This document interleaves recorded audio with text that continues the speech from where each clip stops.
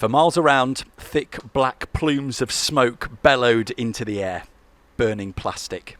This used to be a warehouse storing trolleys and boxes for supermarkets in Albert Village near Swadlincote. Now it's just flattened, smouldering remains.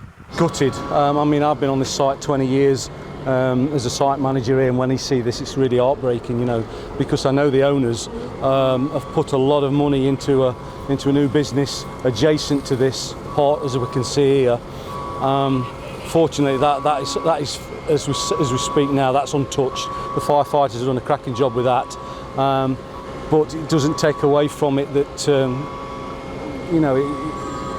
it feels personal, More than 100 people called 999 in the early hours of this morning, and firefighters from Staffordshire, Leicestershire and Derbyshire were here within minutes.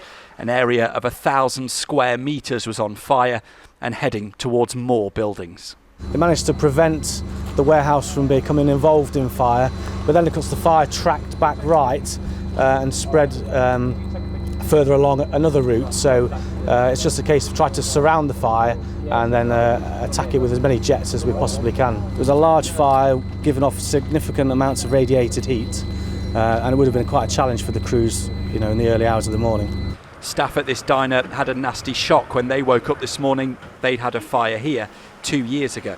I opened Facebook this morning and the first thing I saw was the really dramatic photograph of the fire at the back and the photograph of the diner in the front. Even though we couldn't do anything, you had to go down and see for yourself what was happening.